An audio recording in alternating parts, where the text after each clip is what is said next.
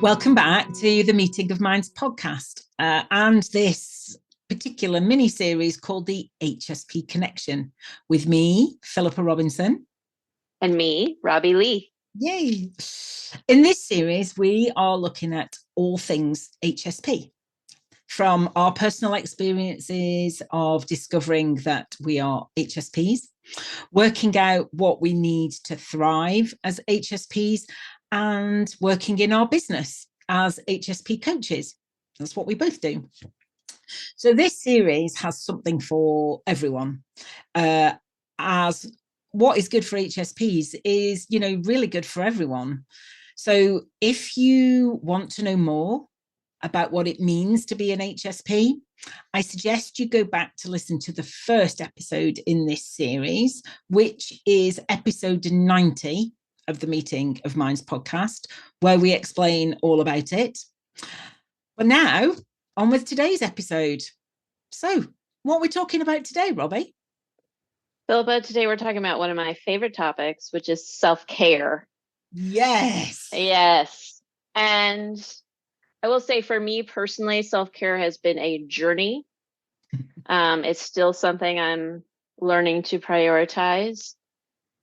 But one of the first things I want to say off the bat is that self-care for HSPs is as important as regular sleep.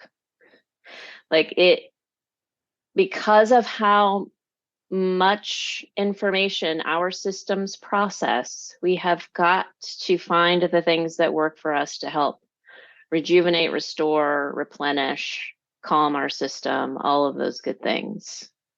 So it's not a luxury. And the other thing I want to say about it is that kind of what you said already, things that are good for HSPs are good for the world. And so I personally believe that everyone would benefit from some more self-care, and the things that we're going to talk about today. It's just that HSPs, for many of us, it taxes us a little bit more than non-HSPs, or we'll see the symptoms sooner than non-HSPs. Yeah. And that goes back to the point that you made in one of our previous episodes that, like HSPs are like the canaries in the coal mine, aren't they? So, yeah. The way that the way that life has become this fast-paced, always on, contactable, always doing things. People are busy, they're on their phones, they're on technology, we're always planning, doing. Well, as an HSP, you just can't do that. And we're gonna we'll talk a little bit about our journeys with having to come to realize that we can't do that. But like you say, all these things we're going to talk about, which are really good for HSPs, are actually really good for everyone, because I definitely believe that we would all be a bit better off if we. Now, I'm not, what I want to say there is slow down, but I've had a few clients who've said to me, "Oh, don't tell me to slow down. Everyone tells me to slow down." So it's like, okay, so we'll have to. That is what I want to say. How can we say that in a different way? But it is about slowing the pace. It is slowing down. It is taking time for ourselves to be present, to notice what's going on around us, to rest, to digest. It's just taking time, and we would all absolutely benefit from that. Yes, 1,000% to what you said. Yeah. And the predominant culture, at least in America here, is very work obsessed, right? It's very much like you were talking about, go, yeah. Right? Do. And then layering on the ways that women get cultured and talked to. I know for me growing up, it was absolutely the message, both overtly and covertly, that to love someone meant to put them before you, to do for others first. Yeah. And I have worked really hard with my therapist to unlearn some of that, and to give myself permission Yeah. to love myself first, which is actually one of the first things on my list for us today, which is permission, giving yourself permission to say, I'm going to take care of myself. Yay. That was the first thing I had to learn in therapy as well. And it is it's a daily practice, isn't it? Yes, you have to exercise that muscle. 100%. So number one, I don't know, if we go, so first on your list is giving ourselves permission to, how did you put it? To take care of ourselves. Yeah. To put ourselves first, take care of ourselves first. Make ourselves a priority. Yes, that's exactly right. Yeah. And, one of the ways that I've helped my brain accept this is the concept of sleep, kind of like I mentioned before. Because humans need to sleep, right? I think most of us would agree with that. And having regular, healthy amounts of sleep, it's scientifically proven how helpful that is for our system. Now, we can survive on less sleep than is ideal. We could survive on interrupted sleep. There are periods of time where that happens for us, and it takes a toll on our system. Yeah. And so I look at self-care as a whole in the very same way, right? So I don't have to give myself permission to go to sleep. It's just something that I acknowledge is necessary, right, in order to function well. And so it's kind of how I approach self-care in general. Yeah. So rather than delving into the individual things that we could talk about and probably will come on to talk about as acts of self-care, what you're actually wanting to start off with is remind or maybe, for the first time, tell people who are listening that self-care is absolutely essential. And you're talking here in the round, just like sleep, nutrition, water, shelter, especially for HSPs, but for everyone, really. Yes. Self-care, putting yourself first, looking after yourself is really, really important. Yes. Yeah. Yes. And we've, I'm sure, all heard the now overused metaphor about putting the oxygen mask on yourself first. Yes. Right. And it really is a wonderful visual. If you imagine that you're on that airplane scenario where the oxygen is going away and you're busily moving throughout the plane and trying to help everybody else, you're going to collapse. And then you probably will, in that scenario, maybe will die, but also then you're not able to help anyone else. So even if your motivation is, I want to help people, great. You got to start with you first. You've got to build up your own system first and give it what it needs. And I couldn't agree more. And it has definitely been one of the perhaps hardest things I had to learn, but the most important. Because as you said, I think as women, we're particularly conditioned to put ourselves at the bottom of the list and look after everybody. Also, for me, coming from quite a traumatic childhood, I learned to put everybody else first. That was my survival strategy. And there will be plenty of other reasons, I'm sure, why people learn to put others first. But what we're here to say is that really needs to be reversed. Yes. Yeah. Couldn't agree 100%. More. Yeah. Fabulous point to start with. Thank you so much. Yeah, we are. Yeah. Yeah. So I think for me, hand in hand with that is then checking in with yourself and asking, what do I need?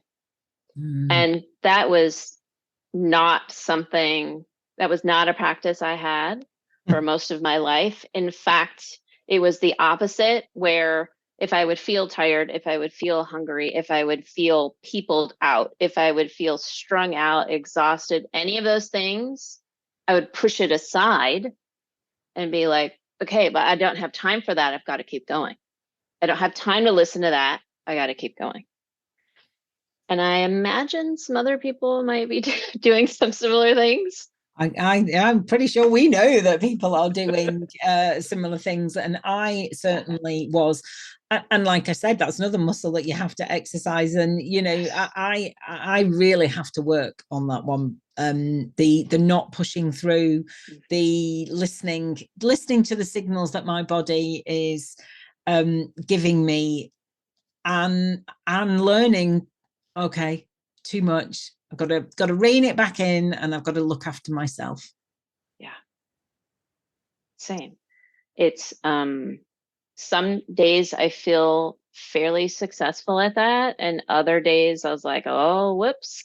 There's some old patterns that came up again. Yes. You know, and I want to bring that up because I hope that no one listening ever gets the idea that the topics that we bring up are things that we do perfectly, because that is just laughable, right? Yeah. Yeah, these are things that we have learned and are continuing to grow in, but find that they're really helpful for people, which is why we're talking about them. Yeah, and you know, some of them are going to be things that you know are your go to. Some of them will be my go tos. You know, people might be listening who have completely different things, but the whole point is that we're just wanting to bring this information.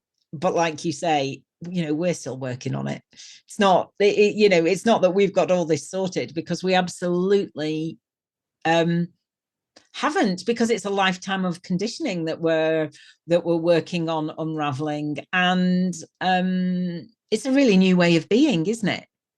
Oh my Putting gosh, yourself yes. first, listening to what your body needs, giving yourself what your body needs. Yeah, it's a little bit strange at the beginning. It's so strange, Philippa. It's like the world has turned upside down. Like it, and it can even feel scary at some times. I remember in the early days practicing and that's how it felt. Like I was just like barely dipping a toe and asking my wife for some quiet time. And that's how it was at first. I would ask, you know, and be like, because I don't want to hurt your feelings. I don't want you to feel bad. And, you know, I'm so concerned with the other. Yeah.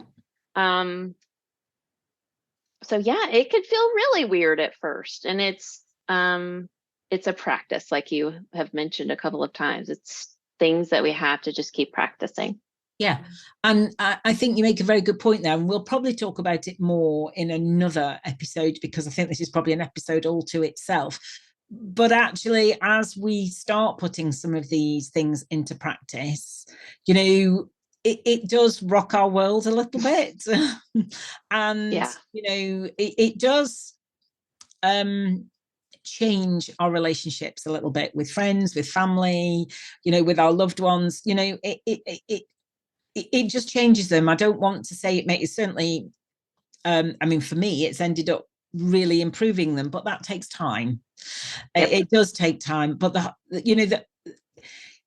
whole point though is, you know, it is the discomfort, you know, at the time of getting used to putting yourself first, and getting used to, you know, perhaps the uneasy feeling you might have around it at the beginning. Yeah. It's embracing that, rather than staying stuck in this lifetime of putting everybody else first, where you're just you know, you're feeling more and more angry and sick and just unfulfilled. Yes. So, you know, whilst we're saying, you know, it can be a little weird, it can be a little strange. And I totally understand that if this is the first time anybody who's listening has heard this, you know, I get it. It might seem totally impossible, but we're just here to kind of say it's not impossible. We're not saying it's like, oh, you know, click your fingers and it's done, but it is absolutely worth it.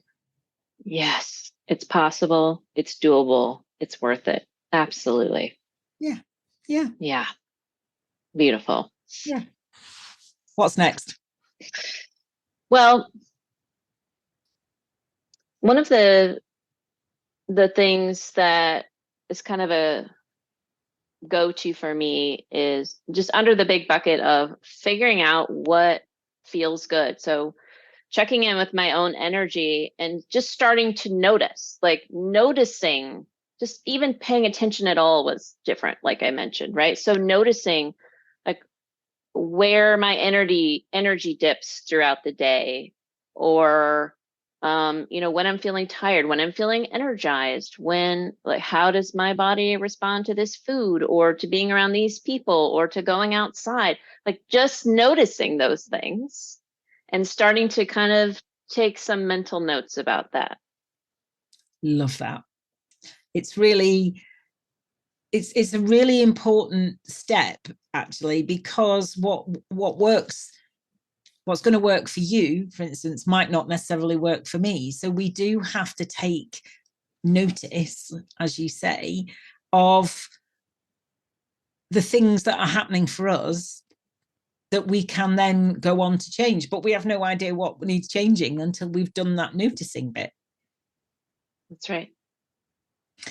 Absolutely. I'm trying And I to. love what you said about that it will be different for each of us. Yes. So we'll, you know, I've got lots of things to mention today just to get people's wheels spinning. Yeah. But to your point, none of these are have tos or one size fits all. They're just, you know, they're just ideas to give you permission to find what works for you. Yeah, absolutely. And you know, I'm trying to think of some of the things that so I remember right at the beginning, I heard that. So I came to this self-care from a slightly different angle, because I came from it from unraveling my trauma, and I knew I had to calm my nervous system, because that's what we're talking about. We're talking about how to keep our nervous system regulated and calm, because as HSPs, you know, we are, our nervous system is more susceptible to sensory input. And mine had a lot of sensory input from my childhood trauma. So I sort of came to this self-care through a trauma lens at the beginning. And I had heard that in order to keep your nervous system regulated, it was a good idea to cut down on alcohol. It was a good idea to cut down on caffeine. And I was really keen to keep my nervous system regulated. So I tried that. So it's not that I was like, oh, well, that's what I've been told to do, I'm definitely going to do it.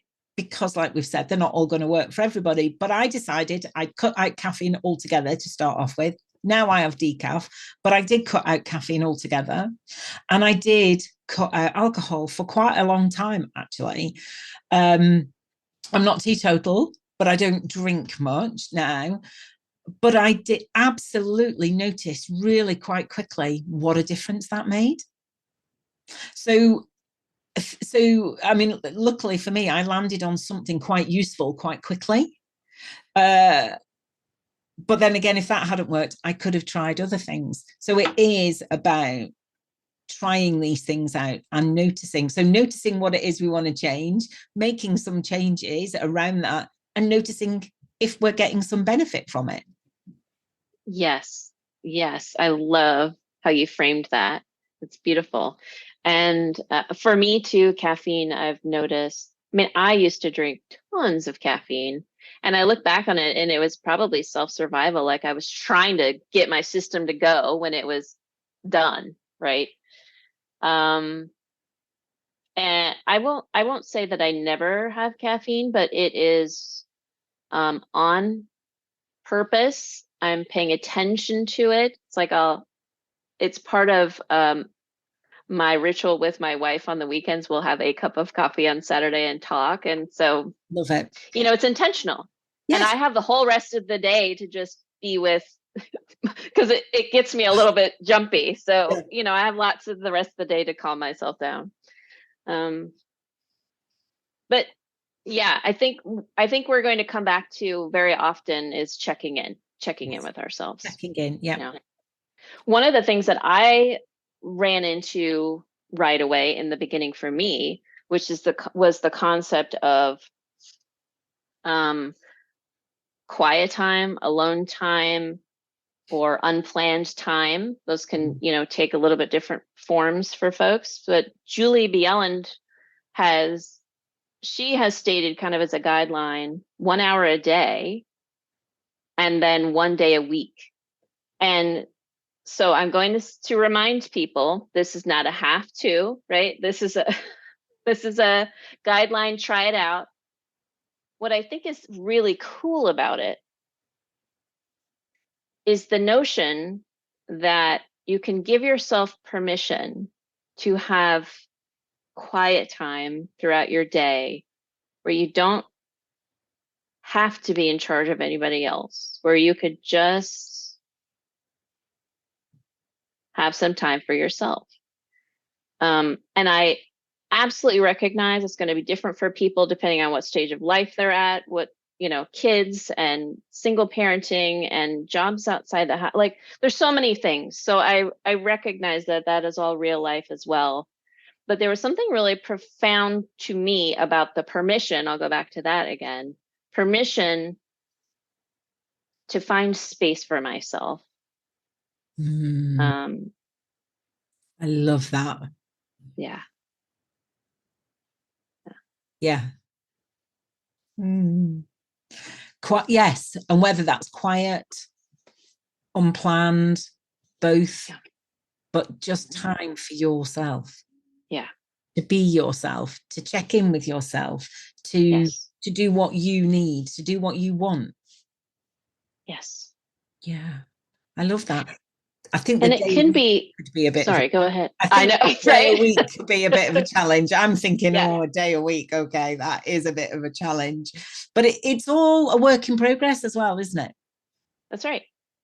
And it could be absolutely incremental steps, and it could be something that you try out. It could be something as simple as like if you have a daily morning routine that includes a shower, could you carve out an extra 10 minutes to just be in the hot water and just be present there for yourself in there, instead of just the like, okay, I got to hurry and do this and go on to the next thing. Like, where can you carve out some space for yourself, even in what you're currently doing? Give yourself a little bit more space and just be in it. Yeah, because water actually is a lot of people will find water quite soothing. Not everybody, but I do, you do. I know not a lot of other people who do. So I love that idea of maybe just being a bit more intentional in your shower and being present in your shower and sort of, having some lovely smelling stuff to smooth on your body when you're in there, and just feeling your skin as you're rubbing in whatever you're doing, just being present in that shower, and maybe giving yourself a little bit longer than you might do to just really be present in that shower. Yes. Yeah. That was such a lovely image. And what also came to me when you were talking is, as you're like smoothing something lovely into your skin, I mean, that is an act of love toward yourself. Self-love, self-care, they're intertwined for sure. Now, since we're on the water theme, I mean, something that I love to do is take a long, luxurious bath when I have the time. And so that's another way to just really, let my senses relax. There's beautiful bath salts and, different scents that are wonderful for me. And I know that you do something pretty spectacular with water too. Yeah, so I too like a lovely long warm bath, but I also do go cold water swimming as well. So well, I say swimming, we're recording this in December and it's pretty cold now, so I'd say cold water dipping. It's -1 here at the moment and it's the water's about 3 degrees, so yeah, it's pretty cold. It's pretty cold, but there's something. So it takes me time to do that. It's a good 2-hour round trip to go and do that. And it, yeah, I know it just sounds beyond most people's comprehension that I do that to go and get in really cold water, but I feel so alive afterwards. And so weirdly really relaxed, not just because I'm so numb that I can't feel anything, but so much so that I go with my swimming buddy, we've had to stop going in the morning because we find we're struggling to work afterwards, get back in that go because both of us are quite busy. And yeah, there's just something wonderful about it, I find. And it's about being in the water, like immersed in it. That's why I like a bath. Shower, I love a shower, but it's not quite the same. So, but that does really work for me. And you've highlighted something so important, Philippa, which is, again, like, maybe, there 100% of people aren't doing this cold water dip or swim that you do, right? I don't know what percentage of people do it, but I don't think it's a mainstream activity. And it doesn't matter. Like, what you have found, that it is so beneficial for you, and so you prioritize it and you're doing it. And like, you recognize the benefit it's giving you, and so you've created space for that in your life. And that is a perfect example of what we're talking about here. Yeah. And I've only been doing it for the last 5.5 months, actually. But it has really grabbed me. It really has. And it's reminded, it ticks so many boxes. It's reminded me how much I used to like being in the sea as a child. So there's a very childlike quality to it and play. And it does make me feel alive in a way that nothing else does. So and who doesn't want to feel alive? So it and I get to go with my friend, so I'm in community with her while we're doing it. And also it's quite a challenge because I've never done it through the winter before, and I am a bit nervous before we go there, thinking, oh gosh, am I going to be able to do it today, especially if the temperature's dropped again. And afterwards, the feeling of having challenged myself, I am going to give myself permission to not go and do it when I don't want to. I'm not going to really push myself to do it, but there's never a day where both me and my friend don't want to go. So we encourage each other. Or there hasn't been a day so far when we've both not wanted to go. So it's ticking lots of boxes for me, and it is part of my self-care. Yes. Beautiful example. And I love how you mentioned the different boxes it's ticking, which, again, is something to watch out for when we're looking for ways to care for ourselves. What are we craving and how do we get it? Exactly. And when, you mentioned the sea, which made me think of, just in broader terms, nature in general. And I like to call it big nature. So, going in with, like, I'm in Washington State in the United States. We have lots of places to hike. And so, being in old growth forests with giant trees, or being in mountains that have just been there forever, there's something just magical about that. Looking over the sea at the sunset, like, these things, every time I'm in nature in that way, it moves me somehow. It speaks to my soul. It calms my system. It's definitely a part of my self-care. Yeah, I think, yeah, me too. And rediscovering the joy of nature in the last few years has been, Yes. a major thing for me. And I think being in nature has many qualities about it, connecting with the ground, realizing we are part of nature and we are a small part of it as well. We can, I think sometimes, um, you know, we can feel that everything is so big and weighty on our shoulders, and I don't know, I'm not quite sure quite what I'm trying to say here, but actually going out in nature reminds us that we are but a small part of it, and I don't think it's a bad thing to be reminded of that. I could not agree more. Mm. Yes. It's something perspective shifting Yeah. about it. Yes, yes. And as HSPs, with the connection that we tend to have to nature, I think as HSPs we can get very upset by what is happening to nature. Yes. I mean, everybody can, don't get me wrong, I'm not saying only HSPs are the ones that are bothered about what is happening to the planet, but I do think we feel things very deeply, and I do think that a lot of HSPs are probably very concerned about climate change and what is happening to the environment. And I don't think it's also spoken about enough, that maybe we do have quite deep feelings about that.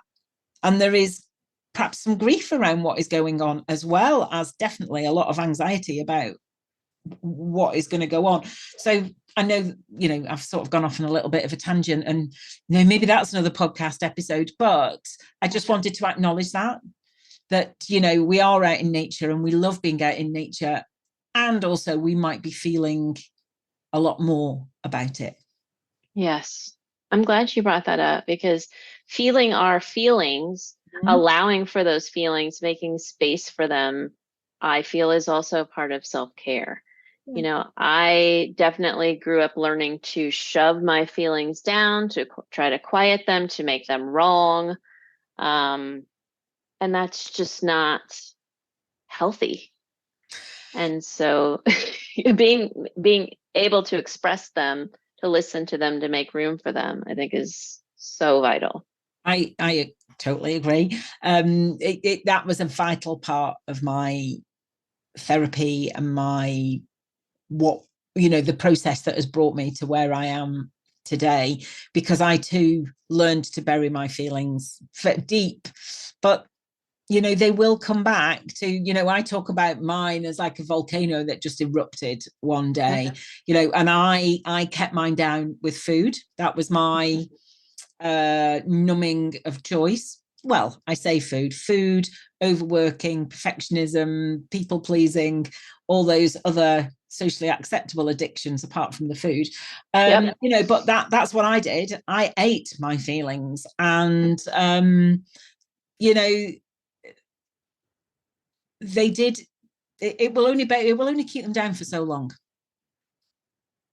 They just get louder and bigger, and eventually they're going to come back and bite you in the arse, basically. They will absolutely find a way out. Yep.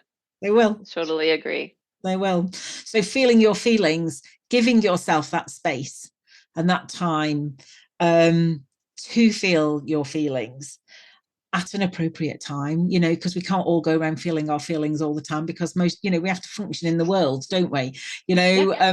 But giving ourselves that time and space, with some support, maybe with a therapist, maybe with a coach, maybe just with a great friend who is quite prepared to listen and not try to fix, but just will be with us while we feel our feelings. Yes. And maybe we can do it by ourselves, but give ourselves that time and space. 100%. And you mentioned some other tools right there, counselors, good friends. Yeah. I cannot say enough how important it has been for me to surround myself with other HSPs, to develop HSP friendships, to get support from HSP coaches and an HSP therapist, like these things have been life-giving for me. And I think they're really useful tools. Couldn't agree with you more. And the HSP community that we're part of is just such an important part of my life now, because that is a space that we can be part of and just know that we're understood and know that we don't have to explain ourselves, and everyone just gets it. Yes. It's just such a special place.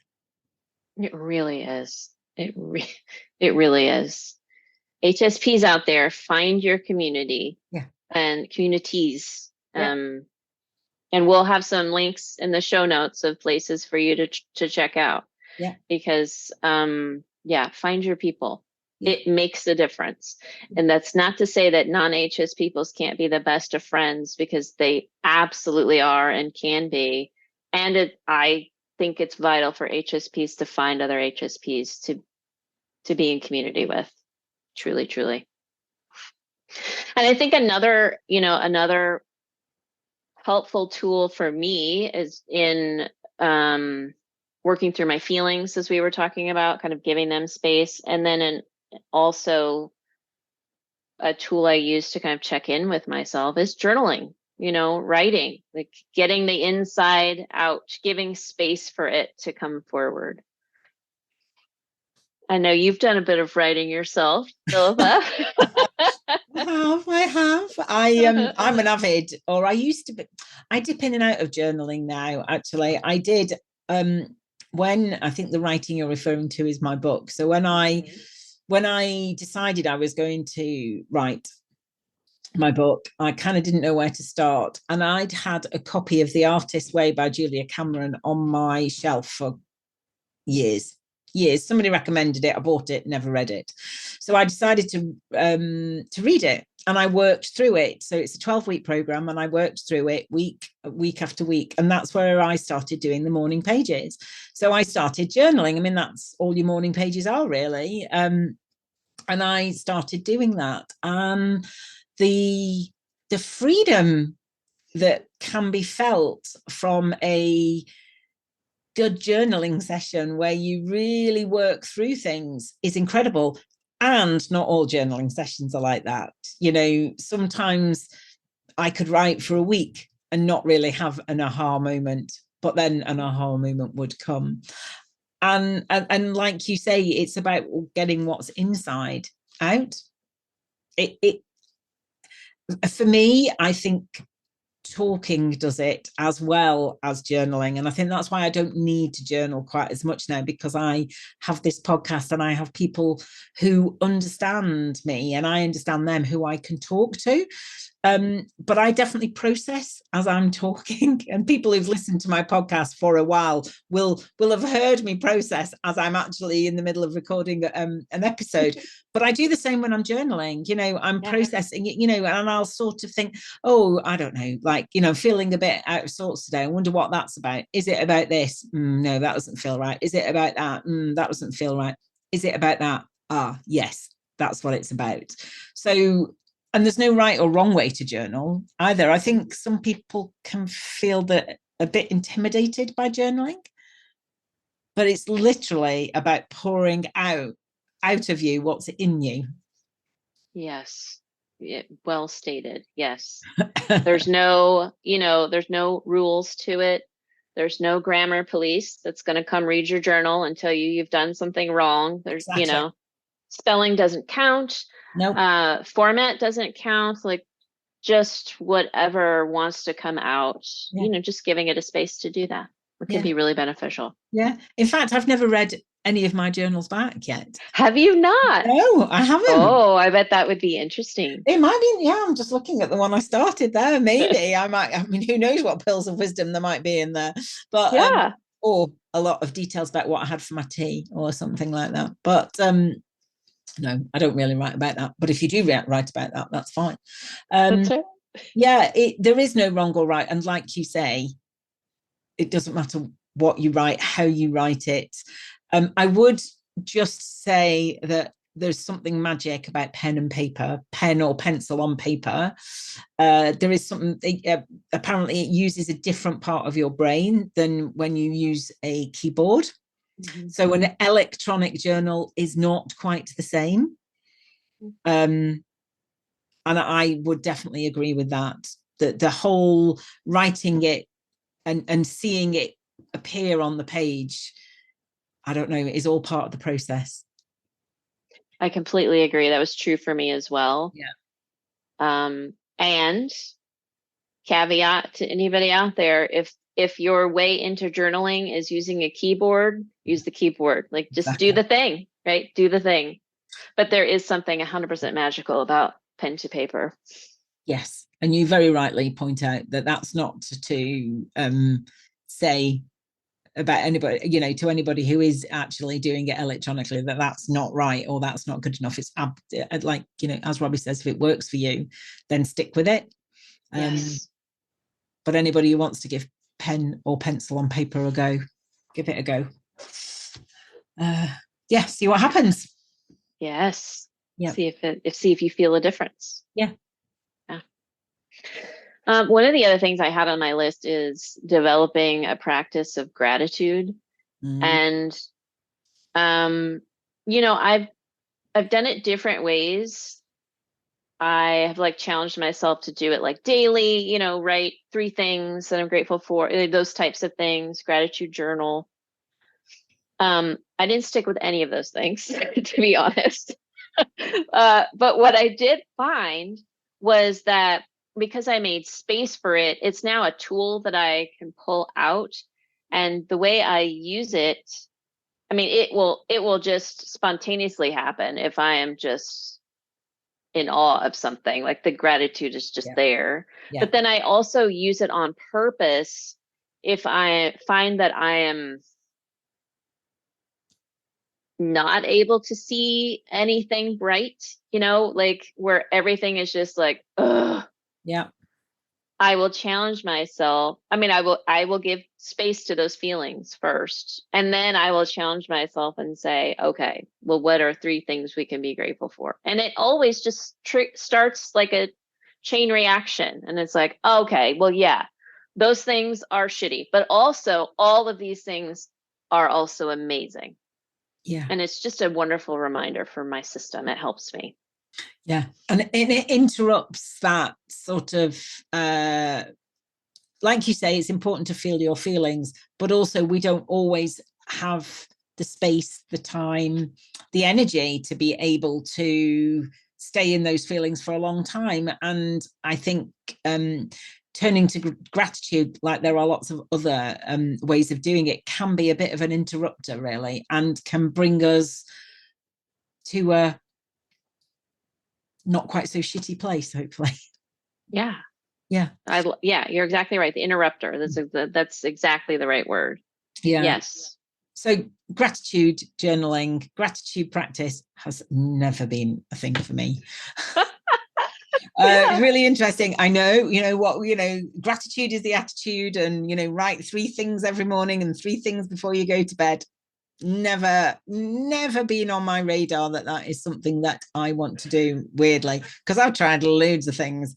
I do think, like you, I think certainly being out in nature and the whole being in awe and wonder and gratitude for the amazing whatever it is before me, sort of, it does come very naturally. As does, I don't know, walking my dog and just feeling the sun on my face and just stopping and taking that moment. I'm not necessarily thinking, oh, I'm really grateful for that, but I am drinking it in. That is a moment for me to really savor. And, that is just one of those joyful moments in the day. So I think probably I might say I've got more of a finding the joy practice, which Love is that. a very similar, it's a similar thing. Mm-hmm. I mean, we might find gratitude and joy in slightly different things, but it's about finding those good moments, isn't it? Yes. And I love that the gratitude thing is something you're like, no, but joy was the thing you could go, Yeah. oh, yes, now that is something that would be fun to look for. Yes. So again, it's another example of find the thing that works for you, find the thing that's lighting you up, right? Because we do get messages, gratitude's fucking everywhere. And you're like, no, thank you. It's not Yeah. really, but joy. And I also, as you were describing kind of like being there with your dog and the sun, to me, that's mindfulness also, right? It's just being present in what is happening. And that is another tool that I've got in my toolbox. Yes. Mindfulness, like when I'm feeling myself getting a little, I don't know what the word is, but it untethered a little bit or a little bit tired. It's not exactly it, but it's like feeling untethered, I guess is the closest word for me. It's a reminder to, okay, wait, stop a second. Like, let me get back into my body. And I mean, it could be something as simple as like rubbing my fingertips together. I'm like, hey, I'm here in this present moment. I can feel myself. And then it can expand outward toward, what is around me, looking at the nature. Nature is such a helpful tool for so many practices for me.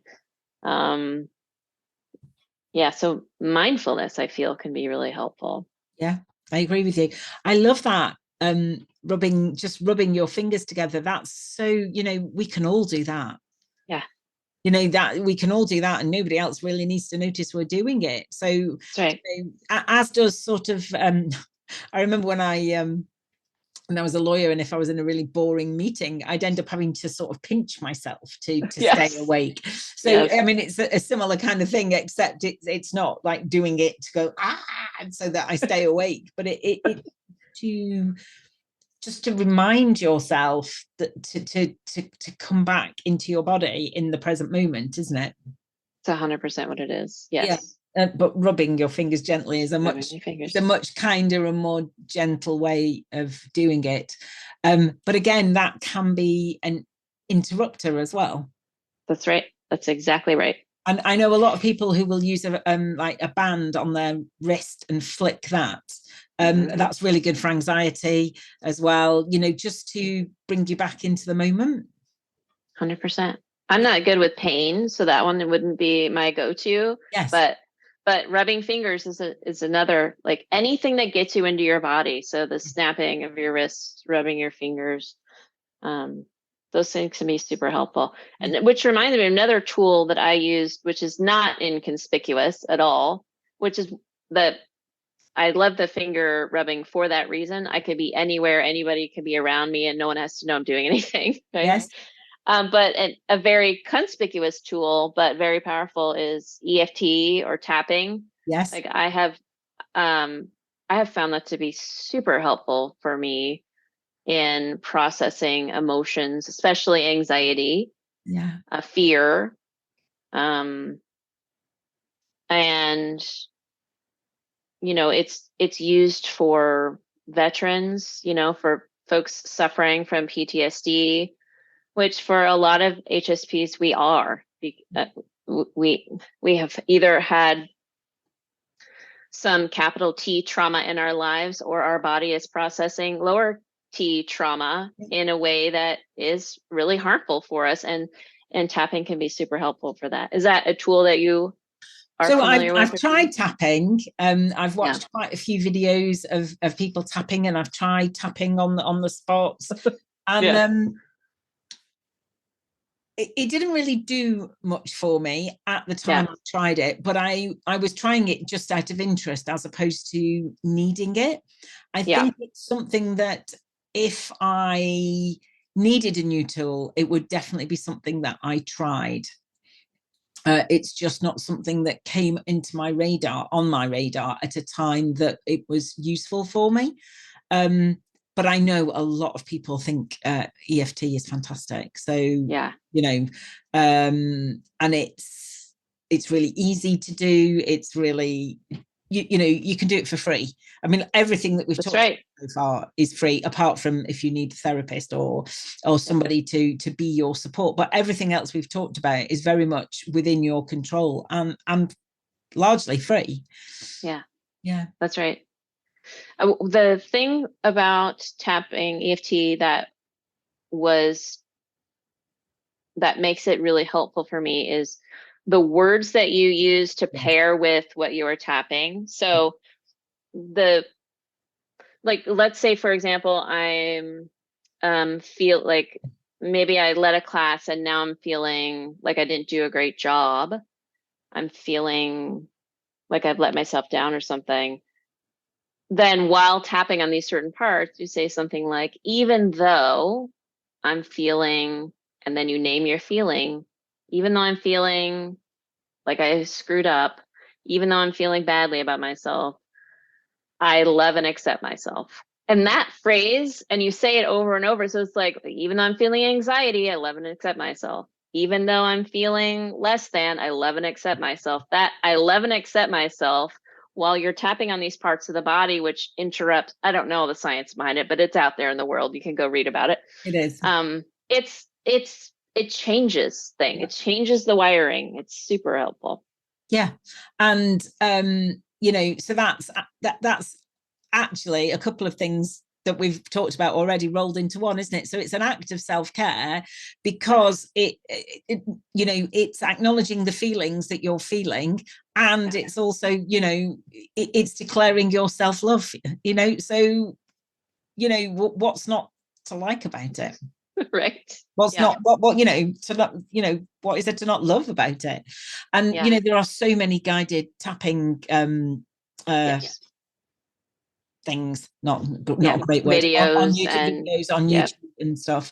So like there are guided meditations, like there is mindfulness. There's so much available on YouTube, and actually finding ones that are guided while you're getting used to these things and having a go at, there's just so much out there. Yes. Guided meditations have been super helpful for me, especially like you said, especially starting out. Yeah. Because starting out is generally when our system is still like really hyped up. Exactly. And so for me, that meant my brain was just going, right? And quieting it down at all seemed impossible. But there was something super helpful about a guided meditation where it was taking me somewhere. I could be there with that person, and just listen to them.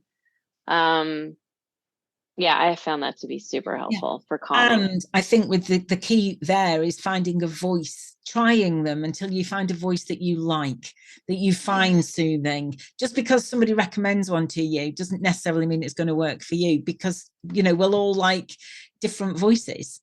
Yes. It's really important to give yourself the best chance of finding things that work for you, and that means giving lots of things a go. I love that you brought that up. 100%. It's just like with medical practitioners, they just find the thing, keep trying, which can feel hard in the moment when you're already spent, but it's worth it. Like, find the thing that actually works for you, or things. And so with meditation, you're right. If there are some voices that other people have said, oh my gosh, you have to listen to this person, is amazing. And it's so jarring for me. I'll be like, well, that is not soothing to my system. But I listened to Anna Calm, and it's like medicine, like pouring over my body. So it's, find the voices that work for you. Yeah, absolutely. I feel like this is quite a big subject. Oh yeah. Because I guess we're not down, I guess you've got more on your list yet. A little bit, yeah. Yes. So I'm wondering whether we do this in 2 parts, actually. Because this has already been quite, I think this has been a lot. Yeah. And I'm wondering whether we make this into 2 parts. What do you think? Well, you know what I'm wondering? Like, I'm looking at my list. I have mentioned most things on my list. I would say I have two more things. You think we could do just two more things really I quickly, or think do we you could want to do, do a whole nother one? no, I think we could do two more Okay. things. I just wondered because, you know, I love that this has not been about I mean, it has been about taking a bath, but it's not been about taking a bath. You know, it's been about if water really works for you, and giving yourself the time and space to do that. And it has been about meditation, but you know, it's not just been a list of mindfulness, meditation, take a bath, you know, do all these things. It's all it's all been bound together in this beautiful package of working out what is right for you and giving yourself that time and space to work out what works And for you. permission. Yeah. And permission. Permission to do it. Yeah. Go on then. What else is on the list? Well said as usual. So the last two things I had on my list, one we've started to touch on, medical practitioners. So therapists, yes, but just in any area, seek out what help you need to support your system. And that could be through Western medicine, it could be through other avenues. It doesn't matter. Find the things that work for you and give yourself permission again to find the things that work for you. I mean, one of the things I do for my self-care is I take my medicine every month, and it helps me with my migraines. And it's part of my self-care because, you know, I need to be able to function. And so I've given myself permission to do that. And I also seek out, so that's a Western medicine thing. And I also seek out a lot of alternative things. And I, you know, look at what supplements help my body. And what else have I done? Reiki, and I've done acupuncture, and I've done chiropractic care. And, you know, just again, find the things that work for you. I've tried all sorts too. Shiatsu, I really love shiatsu treatment. That is amazing, which reminds me, I've not been to see her for a while. But yeah, you know, give yourself that time and space and things that, you know, provided, you know, a lot of this, certainly here in the UK, a lot of that one would have to fund privately. So, you know, we don't all have money to spend on those extra things, but if we do, give yourself permission to spend some of that money on you and make you feel better, feel the best that you can do. You know, we all deserve to feel the best that we can, not just okay. You know, yes, the best that we can feel.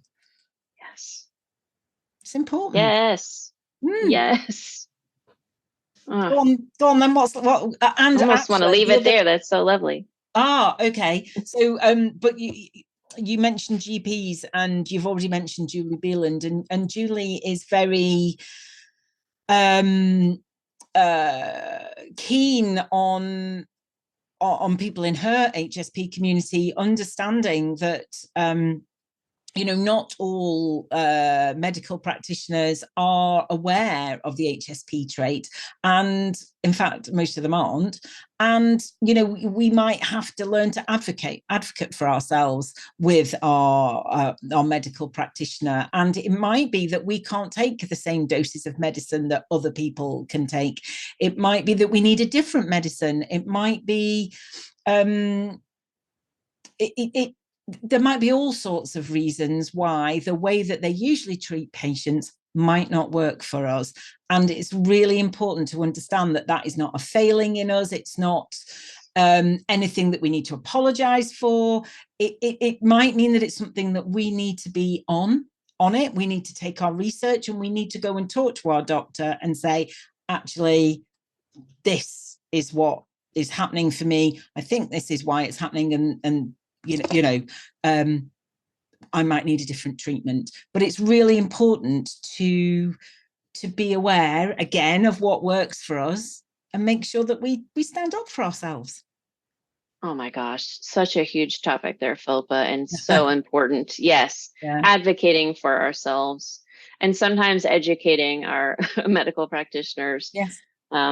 But absolutely not taking it as there's something wrong with us. It's just that we have been an under researched group of folks. And so things don't necessarily work on us the same way as you mentioned. Very good point. That's right. And that's why we're here. That's one of the reasons why we're doing this podcast, because we want more people to know about it and more people to be better equipped to advocate for themselves, really. Yes. Well said. Okay, 2 more quick things that I think could each be topics on their own, but we'll just mention them quickly as far as this list. One is boundary setting. I think right. That is absolutely a topic all on its own. But yes, boundaries, really. But it's a part of self-care, truly, like learning how to say no, learning how to carve out the space you need for yourself, and not having to feel guilty about that. You know. Yeah.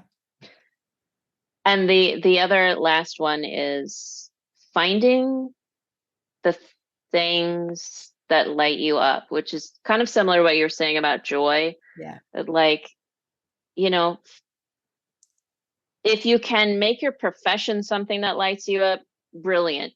If you're not able to be on that journey right now, what is a part of what you're doing that you can find joy in? Or outside of how you make money, are there ways that you can give of your talents, give of the parts of yourself that are really meaningful to you, and do it in a meaningful way?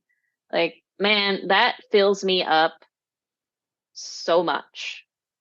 Yeah. And it's super important part of self-care. And it could be a whole topic on its own, because it's a journey and it's a whole bunch of stuff. But it is. I feel like nearly all of those individual things that we've talked about could be a whole topic on its own. And who knows, maybe we might delve into those a little bit more. So if anybody's listening actually and is thinking, oh yeah, I'd like you to talk a bit more about that, let us know, get in touch. There will be ways to contact us in the show notes. So get in touch and let us know, because we love to talk about this. So, if you want us to talk about something in particular, let us know. That's music to our ears, really. Yes, please. Yeah.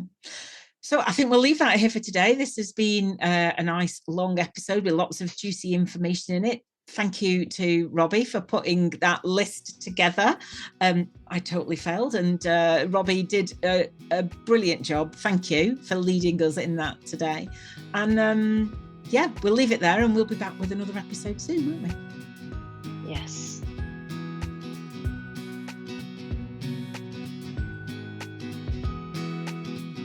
Thank you for listening to the Meeting of Minds podcast. You can find this podcast in all the usual places. Please tell your friends. Please subscribe. And if you have a moment, I'd be really grateful if you could rate and review, as it helps other people find us and helps me spread the messages of empowerment and positivity that I'm really passionate about.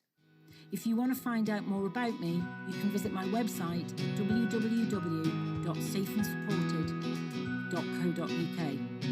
Until next time, bye.